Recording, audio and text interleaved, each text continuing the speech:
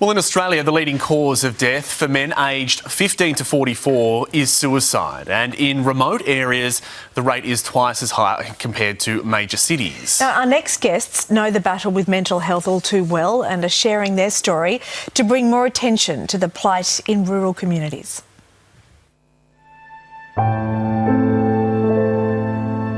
It's the conversation that can be the hardest to start. Certainly initially I didn't speak much about it and I kept it, very much a secret. A rural farmer in New South Wales, George Henderson has struggled with mental health most of his life.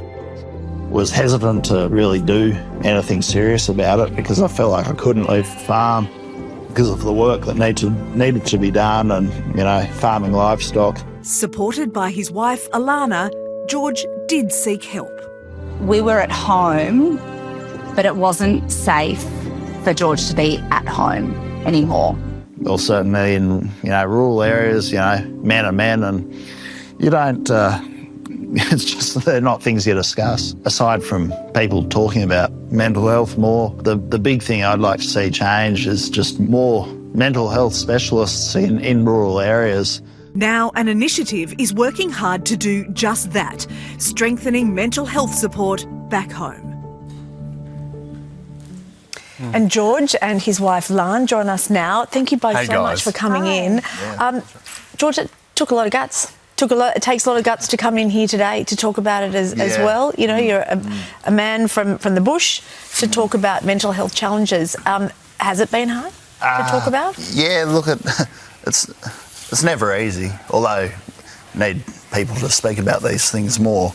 It's not easy, but these days, look, I'm feeling great, and I suppose, that's the reason I'm able to do it now. What was that moment that gave you that courage to actually speak out? Look, the Hand to the Land initiative supports the Jessica Walker Memorial Scholarship to support rural students in studying for, mental health and coming back to a rural area. And I knew Jessica Walker, and her parents have been very open about their story, and I thought, well, if they can do that, then I can. and Jessica died, and so they have taken this up and now are just bringing about so much change in rural communities. Just the fact that it's rural land, how much more difficult was it to try and get help? It's incredibly difficult. We were very lucky. We had a good friend who gave us some good advice and pointed us in the right direction. But honestly, George has been so open about his mental health battles with me. And so I knew this had been going on for 15 years and we still didn't know when it came to the crunch where to go and what to do. And it's really important that those services are available in the country, because if we don't have them, people are already struggling to think really clearly, well, like on their best days if they're battling, so it's hard to find the help. If they have to, drive a full day to get somewhere to get help, that's the first barrier. Totally. And also by the time that you have got to the point of saying, yes, I need help, often it can be months. And I was going to say, listening to this story, it feels like you're so lucky to have someone like Lan in your life, because a lot of people wouldn't have that. No, that's right, that's right. And I'm very grateful and had amazing family support, and that's right, if you don't have that, well, it makes it that much harder again. So what's happened for you then? Like, once you did seek support, you said that you're feeling great now. Yeah. What was that process like?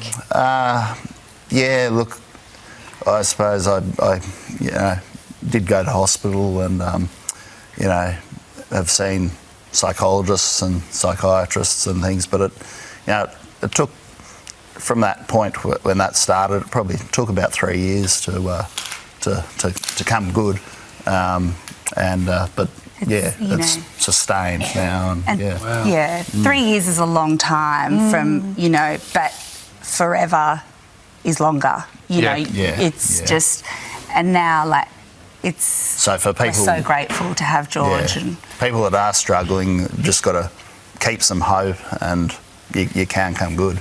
And to see you come in here with your beautiful children who are just sitting very quietly, offset there, and that's where this initiative comes to fore and why it's so important, and why you're speaking today and bearing your souls. Yeah, exactly.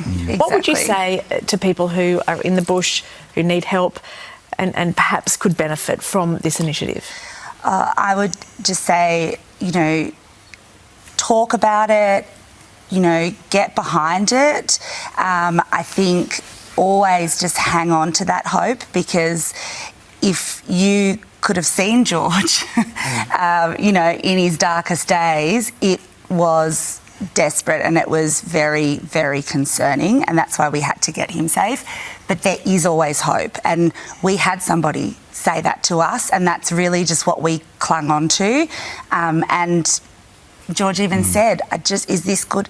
Is this the best I'm ever going to be? And we said, we've just got to keep hanging on to that as hard as it is, you know. And even George used to say, I just, you know, I can talk to you, but I can't talk to my friends. Now, all of his friends are like, mate, why didn't you tell me? You know, even if you don't think you've got people behind you, you absolutely do, particularly in the country. A lot of people have opened up to Alanna and I as well since this video came amazing. out. Wow. Yeah. So, I mean, it's just incredible what you both have done, but if people want to get involved, what can they do? So if they want to get involved, probably the best thing to do for, you know, this ongoing mental health support is to donate to the Land Initiative through the Country Education Foundation, and that will ensure that these country students can, you know, pursue studies towards a career in mental health of some capacity. Yep, and stay in the bush. Yeah. That's right. Well, it is undoubted you will have helped people this morning, Definitely. just in the last 5 minutes. Oh, thank you. Thank you very much. Massive. Thank you for what sharing, a massive guys. thing to do. Thanks for having us. Thank Thanks for you. having us. Thank you so much for coming in.